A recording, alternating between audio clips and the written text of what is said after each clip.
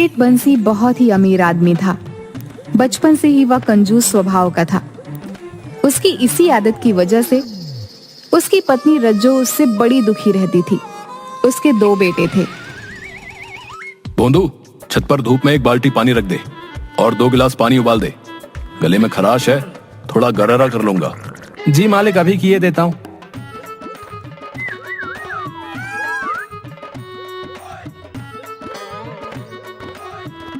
ये लीजिए मालिक, 1 गिलास गर्म पानी, कर लीजिए गरारा। अरे वाह, तुम तो बहुत समझदार हो गए हो भोंदू, 1 ही गिलास में काम चला लिया। चल चल, अभी छत पर का पानी वाला बाल्टी नीचे ले आ। गर्म हो गए होंगे, इसमें से आधा गिलास गर्म पानी बाल्टी में डाल दे। आज बहुत ठंड है।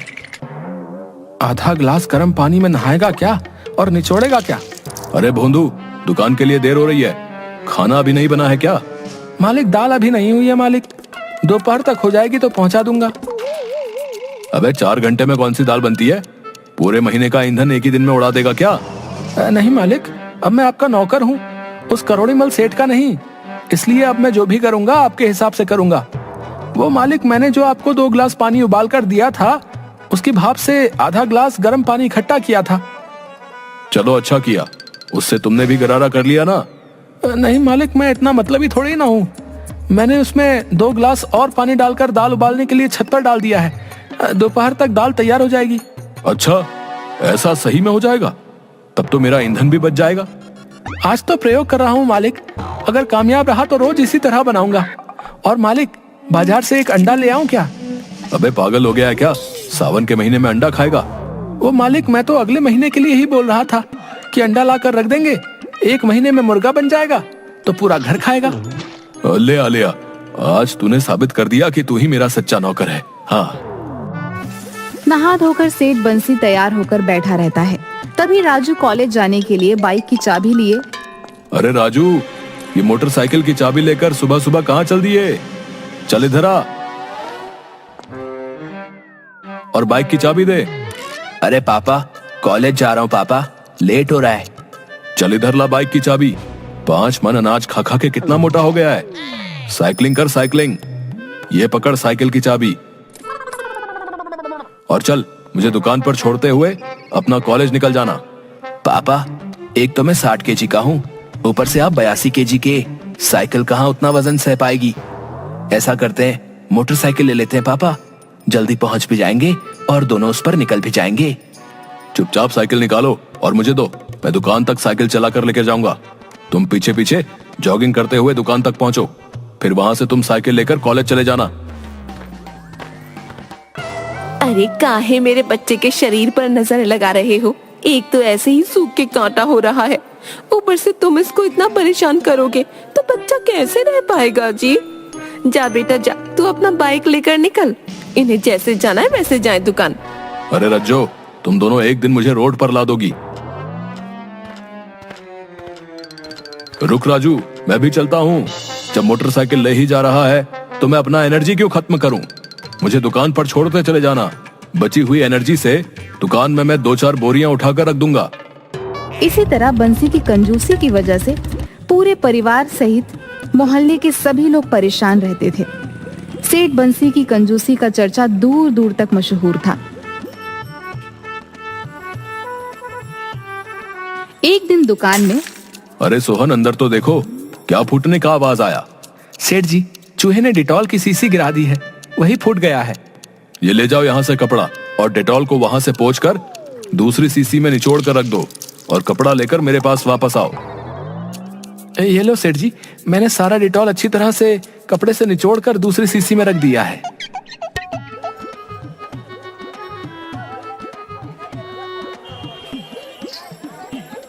अरे, ये आपकी उंगली कैसे कट गई? इसमें से तो खून निकल रही है। ला इधर डिटॉल वाला कपड़ा ला। उतना डिटॉल बर्बाद हो गया, तुम लोगों का तो कुछ जाता नहीं है। मैंने इसलिए अपनी उंगली काट लिए ताकि इस डिटॉल का यूज कर सकूं, समझा? भाई, दाद देनी होगी आपकी कंजूसी को। क्या बोला? कुछ नहीं, बोल रहा हूँ कि दाद देनी होगी आपकी दिमाग की।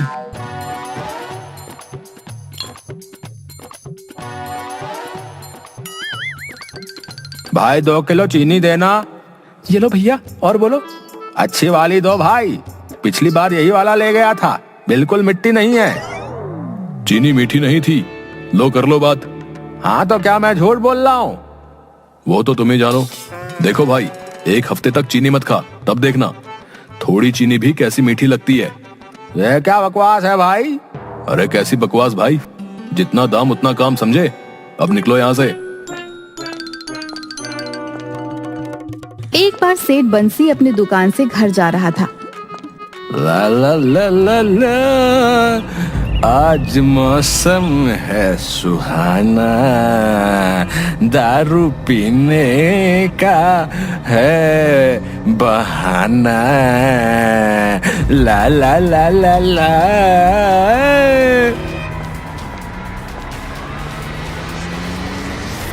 उसका एक गाड़ी से एक्सीडेंट हो गया।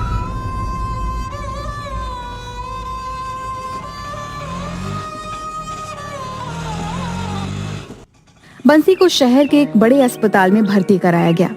उनकी हालत काफी सीरियस थी, खून काफी निकल चुका था, इसलिए उन्हें वेंटिलेटर पर रखा गया। लेकिन कुछ ही दिनों में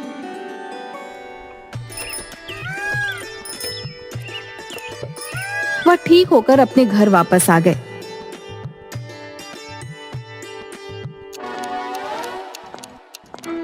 चलो भाई साहब, आप मौत के मुंह से वापस आ गए।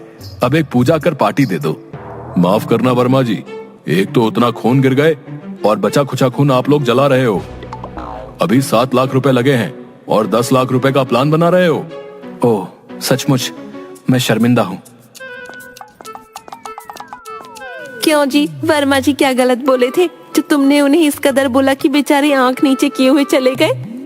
आया था मुझसे पार्टी लेने, एक तो 7 लाख रुपए चले गए, ऊपर से 10 लाख के चूना लगाने चला है। कान खोल के सुन लो, अगर पार्टी नहीं हुई तो तुम्हारा 20 लाख रुपए का नुकसान नहीं करवाई तो मेरा नाम भी रज्जू नहीं। बीवी का हुक्म था, वो भी पैसों की धमकी। सेठ पार्टी के लिए मान जाता है। सभी ने सोचा कि चलो इस एक्सीडेंट से कम सेठ की कंजूसी चली गई और वह भोज के लिए उन्हें इनवाइट किया है। सभी ने बढ़ चढ़कर भोज में शामिल होने की इच्छा जाहिर की।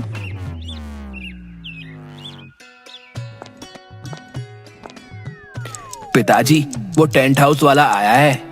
हाँ हाँ, उसे अंदर बुलाओ। जी सेठ जी, मैंने छत का सारा नाप ले लिया है। टेंट लगाने में लगभग 3.5 लाख का खर्चा आएंगे।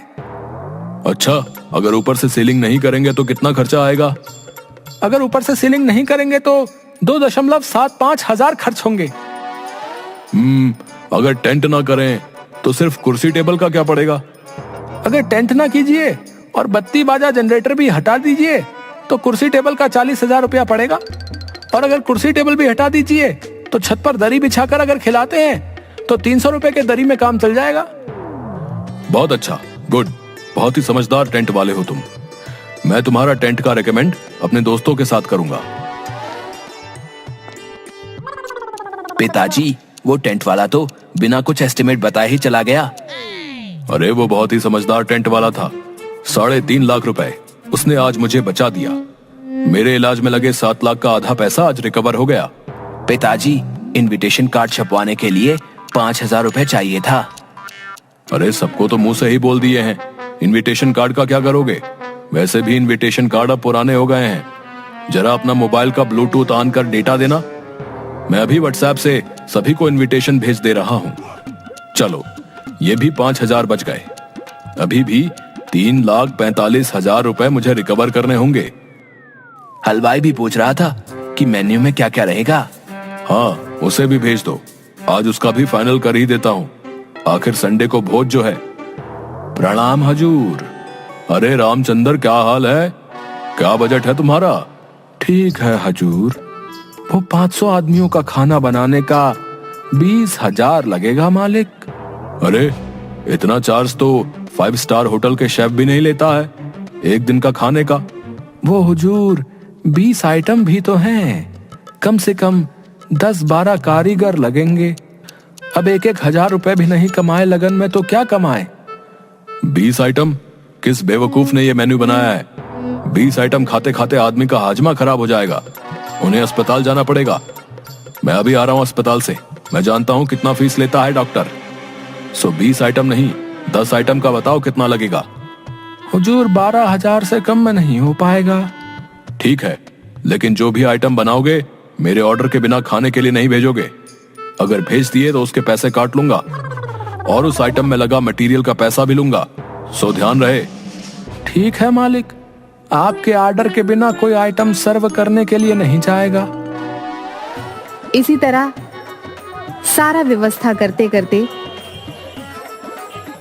दावत का दिन भी आ गया। दावत सेठ बंसी की छत के ऊपर जाड़े की गुनगुनी धूप में ओपन रखा गया था। दावत का टाइम सुबह 10 बजे से शाम 5 बजे तक रखा गया था। 9 बजे से ही लोग आने शुरू हो गए थे। ए जी, इस प्लेट में सभी आइटम डाल दो, मैं नीचे जाकर खा लूंगी। ऊपर सबके सामने खाने में शर्म आ रही है। प्लेट रख, प्लेट रख। सेठ इसी प्लेट का लोगों से पैसा वसूलेगा। इसका धन शैतान भी नहीं बचा पाएगा। सिंह साहब, ये कंजूस सेठ तो बहुत बड़ा भव्य मकान बनवा रखा है। विश्वास नहीं होता कि इतना खर्चा मकान में इसने कैसे किया होगा। अरे बंसी जी, जब पहला पहला करोड़पति बना था तो उसमें थोड़ा दिखावा भी आ गया था। चलो देर से ही सही, सेठ बंसी का कंजूसीपन तो कम से कम दूर हुआ ना। देखिए सेठ बंसी इधर ही आ रहे हैं। अरे सिंह साहब, कोने में क्यों खड़े हैं? आइए दरी पर बैठकर आराम से बातें करते हैं। आज तो रविवार है, छुट्टी का दिन, इसलिए मैंने आज दावत दी ताकि आप लोग किसी को भी काम छोड़कर आना न पड़े। ये बात तो ठीक किया है आपने बंसी जी, लेकिन मुझे एक बात समझ में नहीं आया कि लोग दावत अक्सर रात में देते हैं, लेकिन आपने दिन में दिया, ऐसा क्यों? देखिए, जो लोग रात में दावत देते हैं वो दरअसल आपको खाना खिलाते ही नहीं। क्यों, ऐसा क्यों? क्योंकि रात में ज्यादा खाना खाने से भोजन पचता नहीं है और आपको डॉक्टर के पास जाना पड़ जाता है। इसलिए मैंने दिन में दावत रखा। जो मजा जमीन पर बैठकर खाने में है वो कुर्सी टेबल में कहाँ है, इसलिए मैंने सारा कुर्सी टेबल मना कर दिया। बहुत सही किया, लेकिन दावत में थोड़ा गाना बजाना, म्यूजिक होता है तो मन लगता है। जब दावत दे रहे हैं तो गाना बजाकर बत्ती जलाकर दिखाना क्या? मैं दिखावे में विश्वास नहीं रखता। दूसरी बात, म्यूजिक के धुन में एक दूसरे से बात करना मुश्किल होता है, इसलिए मैंने बत्ती बाजा सब कैंसिल करवा दिए।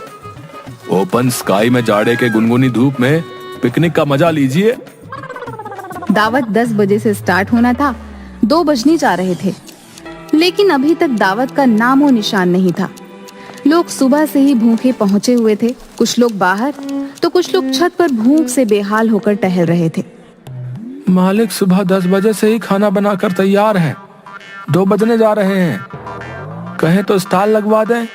हाँ, अब स्टॉल लगवा दो, लेकिन छत पर नहीं। घर के बाहर जो खाली मैदान है उसमें अपने आदमी को लिट्टी, चाट, चाउमीन, समोसे, गोलगप्पे सभी आइटम वहां लगवा दो और 50 रुपए प्लेट बेचना चालू करो।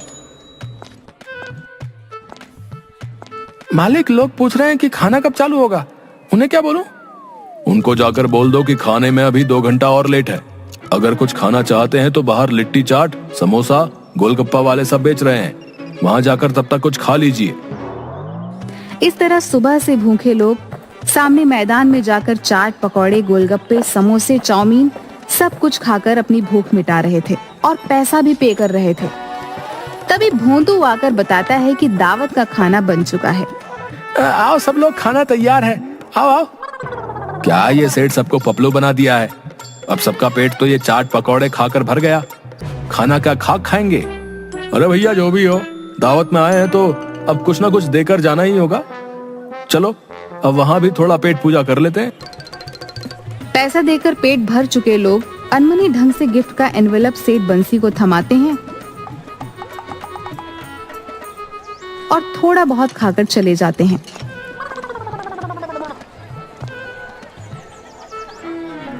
देखा भोंदू, मोहल्ले वाले मुझसे दावत लेकर मुझे चूना लगाने चले थे। मैंने 100 लोगों का खाना 500 लोगों को खिला दिया, उनसे गिफ्ट भी लिया और 10,000 का फास्ट फूड बेचवा कर प्रॉफिट भी निकलवा लिया। अरे वाह मालिक, आप तो मेरे साथ रहते रहते मुझसे भी ज्यादा समझदार हो गए। क्या कहा भोंदू? और हंसने लगते हैं।